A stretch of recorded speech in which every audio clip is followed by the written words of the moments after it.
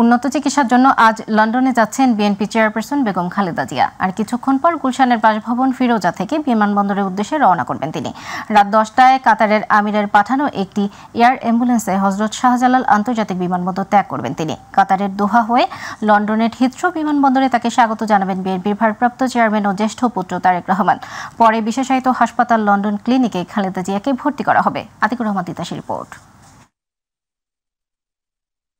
দীর্ঘ সময় পর চিকিৎসার জন্য বিদেশে যাচ্ছেন বিএনপি চেয়ারপারসন খালেদা জিয়া। সবশেষ 2017 সালের জুলাইয়ে তিনি বিদেশ সফর করেছিলেন। 79 বছর বয়সী সাবেক প্রধানমন্ত্রী চিকিৎসকের পরামর্শে আজ রাত 10টায় হযরত শাহজালাল আন্তর্জাতিক বিমানবন্দর থেকে লন্ডনের উদ্দেশ্যে রওনা করবেন। সাবেক প্রধানমন্ত্রীকে বহন করার জন্য এরই মধ্যে কাতার আমিরের পক্ষ থেকে পাঠানো অত্যাধুনিক আইসিইউ সুবিধা সম্পন্ন এয়ার অ্যাম্বুলেন্স ঢাকা এসে পৌঁছেছে।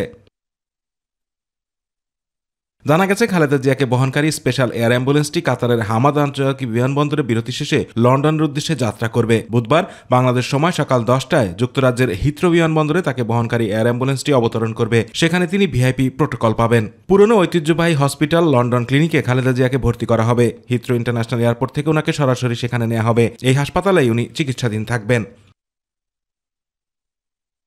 খালেদা জিয়ার সফর সঙ্গী হিসেবে থাকবেন তার ব্যক্তিগত চিকিৎসক হিসেবে দায়িত্ব পালন করে আসা doctor AZM Zahid Hossain, doctor Mohammad Shahabuddin Talukdar, doctor Nuruddin Ahmed ও ডাক্তার মোহাম্মদ আল মামুন।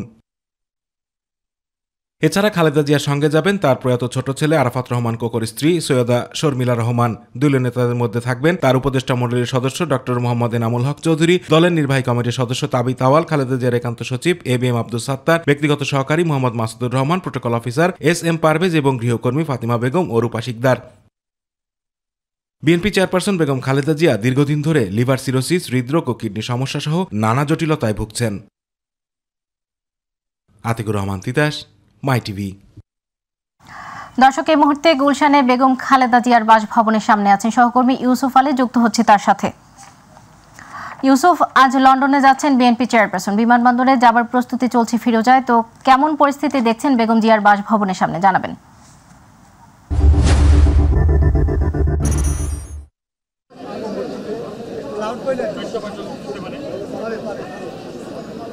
সদা আপনি জানেন যে আজকে বিএনপি চেয়ারপারসন বেগম খালেদা জিয়া লন্ডনে উন্নত চিকিৎসার জন্য যাত্রা করবেন। রাত 8টায় গুলশানে যে বাসভবন রয়েছে ফিরোজা, সেই ফিরোজা থেকে তিনি 8টায় বের হওয়ার কথা রয়েছে। আর কিছুক্ষণ পরেই তিনি বের হবেন। ইতিমধ্যে কিন্তু বিএনপি মহাসচিব মির্জা ফখরুল ইসলাম আলমগীর এবং স্থায়ী কমিটির সদস্য সহ সিনিয়র নেতৃবৃন্দ ভেতরে বিএনপি চেয়ারপারসনের সঙ্গে দেখা করেছেন এবং দেখা করে তারা বিমানবন্দরের পথে রয়েছেন। এখানে ভেতরে শুধুমাত্র বিএনপির স্থায়ী কমিটির সদস্য ডাক্তার AZM জাহিদ হোসেন রয়েছেন। তিনি হয়তো ম্যাডামের সঙ্গে একসঙ্গে বের হয়ে বিমানবন্দর পর্যন্ত যাবেন এবং কাতার ওয়েজের যে একটি বিশেষ বিমান রয়েছে সেই অর্থাৎ এয়ার অ্যাম্বুলেন্স, এই এয়ার অ্যাম্বুলেন্সে করে তিনি লন্ডনে পৌঁছাবেন এবং সেখানে বিএনপির ভারপ্রাপ্ত চেয়ারম্যান তারেক রহমান সহ তার পরিবারের সদস্যরা তাকে সেখানে অভ্যর্থনা জানাবেন এবং বাসায় নিয়ে যাবেন।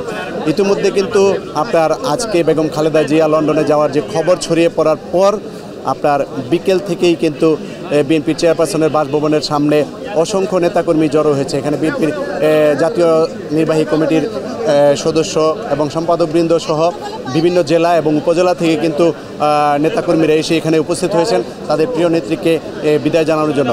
অর্থাৎ তাদের প্রত্যাশা হচ্ছে যে বিদেশে গেলে বিএনপি চেয়ারপারসন বেগম খালেদা জিয়ার উন্নত চিকিৎসা হবে এবং উন্নত চিকিৎসার পর তিনি আবার সুস্থ হয়ে দ্রুত দেশে ফিরে আসবেন এবং হাল ধরবেন। এটি হচ্ছে দলীয় নেতাকর্মীদের প্রত্যাশা। তবে কিছুক্ষণ পরে হয়তো বেগম খালেদা জিয়া যে বিমানবন্দরের উদ্দেশ্যে যাত্রা করবেন সে বিষয়টি হয়তো আমাদেরকে দলের পক্ষ থেকে জানানো হতে পারে। জানালে হয়তো আমরা বিস্তারিত জানতে পারবো। যদিও 8টার সময় বলা হয়েছে যে তিনি গুলশানের বাসভবন থেকে বের হবেন, কিন্তু সেটি এখনও নিশ্চিত করে বলা যাচ্ছে না যে 8টার সময় বের হবেন নাকি আরও পরে বের হবেন। তবে বেগম খালেদা জিয়াকে নিয়ে যে বিমানটি লন্ডনে যাওয়ার কথা রয়েছে এয়ার অ্যাম্বুলেন্সটি, সেই এয়ার অ্যাম্বুলেন্সটি 10টা নাগাদ হয়তো হযরত শাহজালাল আন্তর্জাতিক বিমানবন্দর থেকে উড্ডয়ন করবে এবং বেগম খালেদা জিয়াকে সে লন্ডনে নিয়ে যাওয়া হবে। সেখানে গেলে হয়তো দলের ভারপ্রাপ্ত চেয়ারম্যান তিনি সেখানে অভ্যর্থনা জানাবেন এবং তাকে বাসায় নিয়ে যাবেন। এরপর ডাক্তারের নির্দেশনা অনুযায়ী তাকে হয়তো সেখানে হাসপাতালে চিকিৎসা দেওয়া হবে। সদা এই ছিল গুলশানের চেয়ারপারসনের কার্যালয় থেকে আমার কাছে সবশেষ পরিস্থিতি। সদা। ইউসুফ, আপনাকে ধন্যবাদ। দর্শক, এই মুহূর্তে কর্মীটোলা এলাকায় রয়েছেন সহকর্মী এস এম আরিফ, আমরা যুক্ত হচ্ছি তার সাথে। আরিফ, বেগম খালেদা জিয়ার লন্ডন যাত্রাকে সামনে রেখে কর্মীটোলা এলাকার পরিস্থিতি কেমন দেখছেন জানাবেন।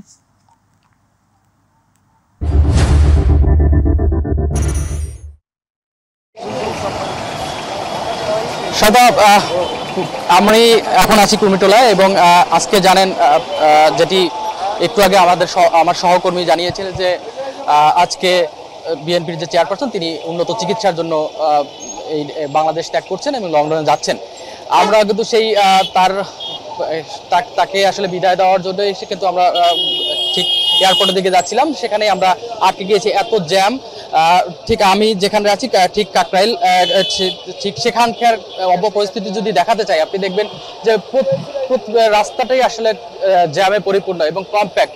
একটি বিষয় যেটি প্রথমে জানিয়েছি যে উন্নত চিকিৎসার জন্য বেগম খালেদা জিয়া বিদেশে যাচ্ছেন, সে কারণে কিন্তু আসলে যে দলীয় নেতাকর্মীরা রয়েছেন তারা কিন্তু তাকে বিদায় জানানোর জন্য এই এয়ারপোর্ট মুখী হয়ে রয়েছেন এবং সেই কারণে কিন্তু জ্যামটি যে প্রতিদিনকার মতো প্রতিদিন যে চিত্র থাকে তার থেকে অনেকটাই বেশি। আমরা এমনও হয়েছে যে একই স্থানে প্রায় আধা ঘন্টা থেকে 45 মিনিট গাড়ি নিয়ে অবস্থান করেছি এবং সামনে আগানোর কোনো ওয়ে ছিল না। আপনি দেখতে পাচ্ছেন এই যে যত মানুষজন কিন্তু অনেকেই তাদের গন্তব্য রয়েছে সেই গন্তব্যে কিন্তু হেঁটে কিন্তু তারা গন্তব্যে যাওয়ার চেষ্টা করছেন এবং যারা গন্তব্যে যাচ্ছেন এবং পাশাপাশি অনেকেই যেটি বলেছি যে বেগম খালেদা জিয়াকে যে তিনি বিদেশে যাচ্ছেন উন্নত চিকিৎসার জন্য তাকে বিদায় জানানোর জন্য কিন্তু অনেকেই এই এয়ারপোর্ট মুখী হয়েছেন এবং তারা কিন্তু আসলে তারাও হেঁটে কিন্তু সেখানে দিকে যাচ্ছে। আমরা রাস্তার প্রতিমধ্যেও কিন্তু অনেক জায়গায় দেখেছি যে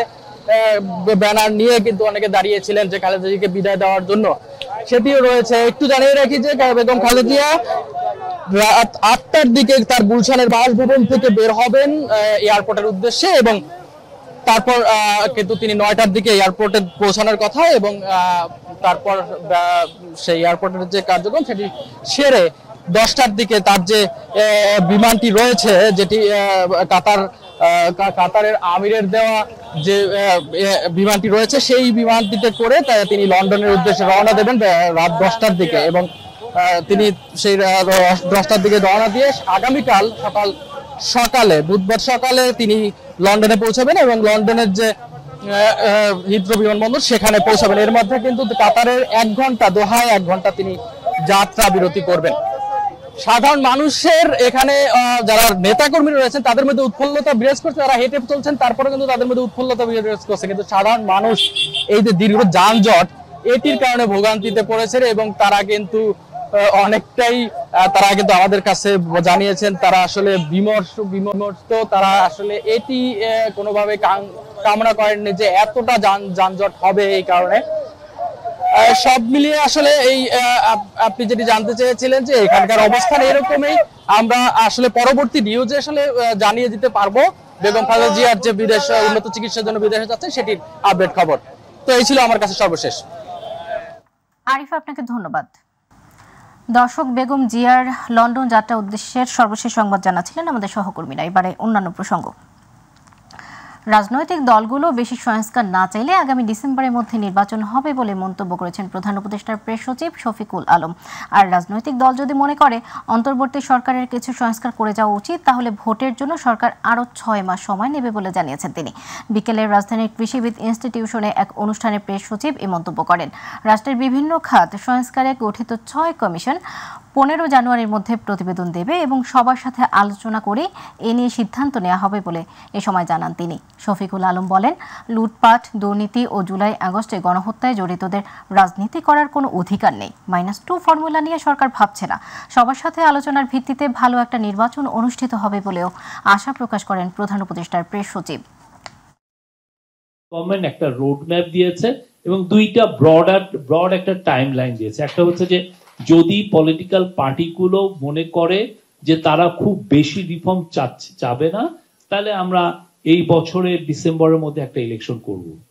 আর যদি পলিটিক্যাল পার্টিগুলো মনে করেন যে না এটা একটা ইন্টারিম গভর্নমেন্ট, একে দিয়ে আমি অনেকগুলো রিফর্মের কাজ করিয়ে নেই, আরো আমার রিফর্মটা লাগবে, সেক্ষেত্রে আমরা কি করব, আমরা আরো 6 মাস আমরা সময় নিব।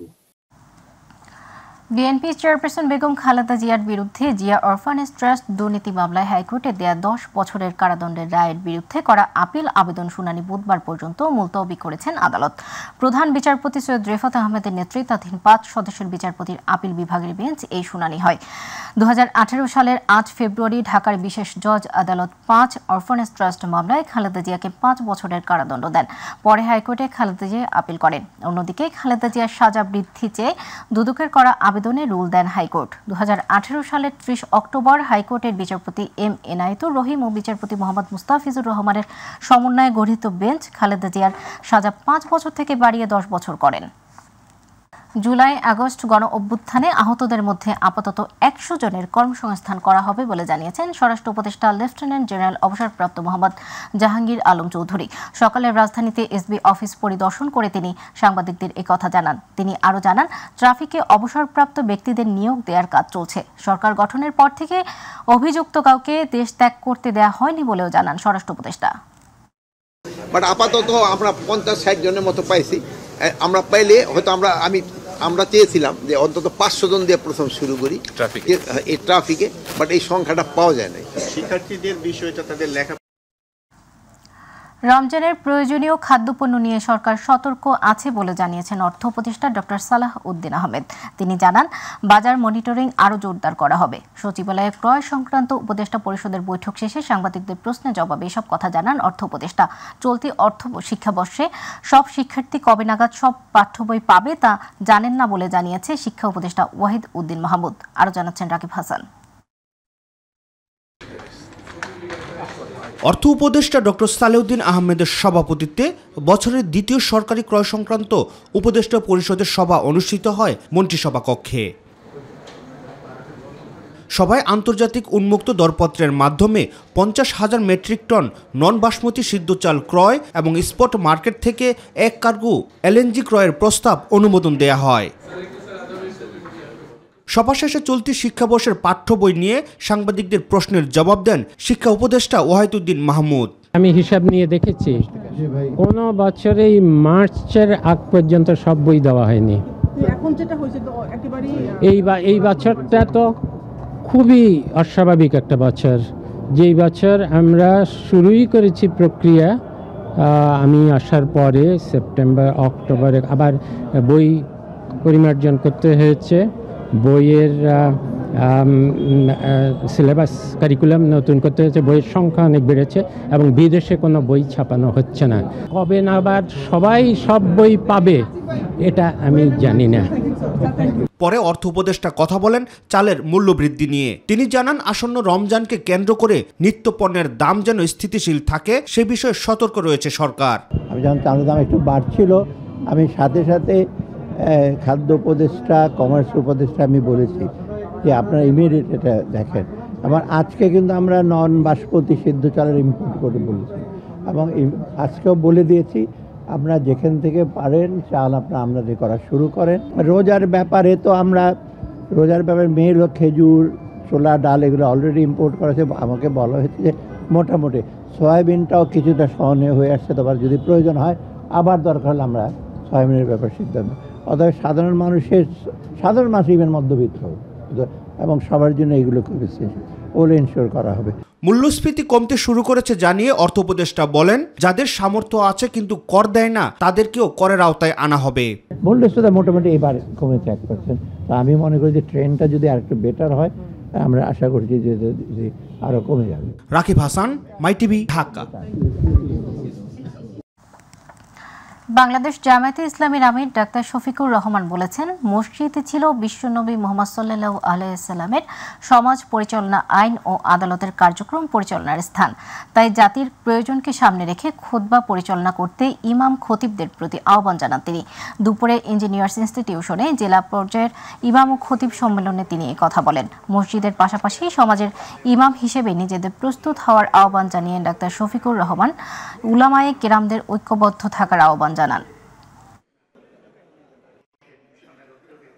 পরিবর্তিত দেশে সমাজের নতুন বাংলাদেশ যেটা বলা হচ্ছে, কিছু না কিছু অন্যায় অপরাধ তো বিভিন্ন ক্ষেত্রে হচ্ছে, কিন্তু আল্লাহর মেহেরবানি আজকে পর্যন্ত আমি কোনো আলিমের বিরুদ্ধে কোনো অভিযোগ শুনিও নাই, দেখতেও পাই নাই।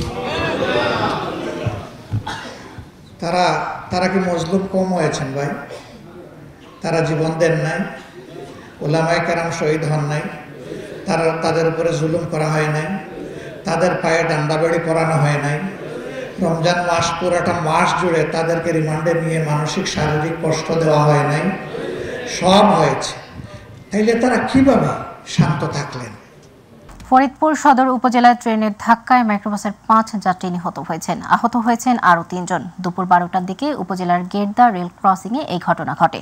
তাৎক্ষণিকভাবে নিহতদের নাম পরিচয় জানা যায়নি। ফায়ার সার্ভিস জানিয়েছে তারা দুপুর 12টা 28 মিনিটে দুর্ঘটনার খবর পান।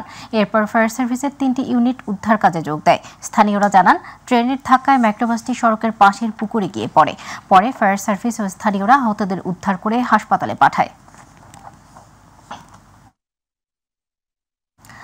জুলাই বিপ্লব নিয়ে চলচ্চিত্র নির্মাণের জন্য 8 পরিচালককে নির্বাচন করেছে সংস্কৃতি বিষয়ক মন্ত্রণালয়। দুপুরে সচিবালয় সংবাদ সম্মেলনে পরিচালকদের নাম ঘোষণা করেন সার্চ কমিটির সদস্য সুমন রহমান। সংবাদ সম্মেলনে সংস্কৃতি বিষয়ক উপদেষ্টা মোস্তফা সরোয়ার ফারুকী জানান, এই চলচ্চিত্রগুলো নির্মাণের ক্ষেত্রে সম্পূর্ণ আর্থিক সহযোগিতা দেবে সরকার। আগামী জুনের মধ্যে চলচ্চিত্র নির্মাণ কাজ শেষ করতে হবে বলেও জানান তিনি।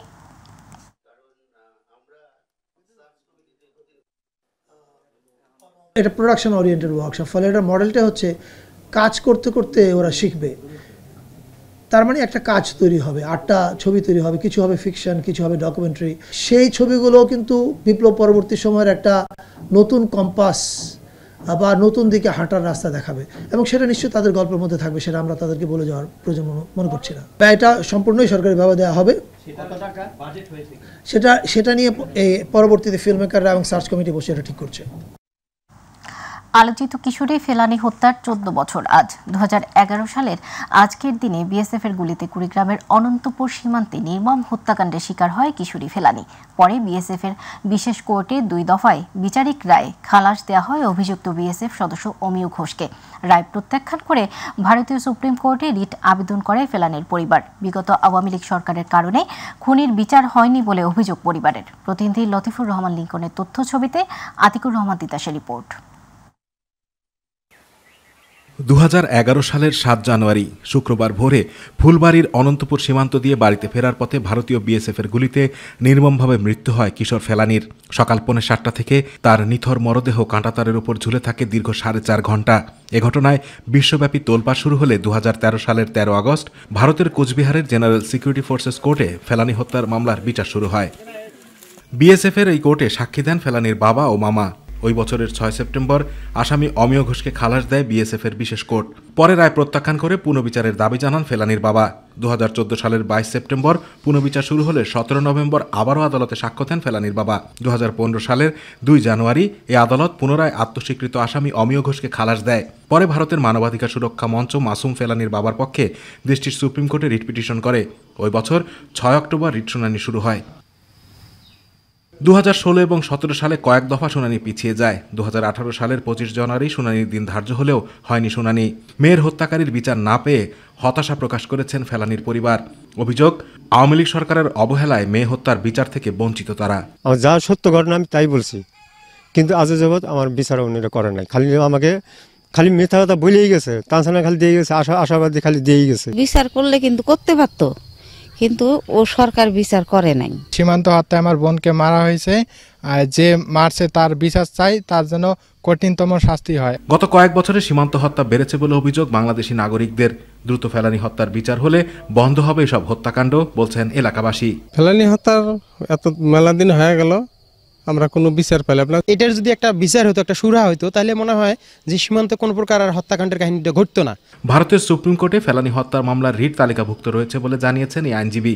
সেটি যত দ্রুত শুনানি হবে ততই মামলাটির অগ্রগতি হবে বলেও জানান তিনি।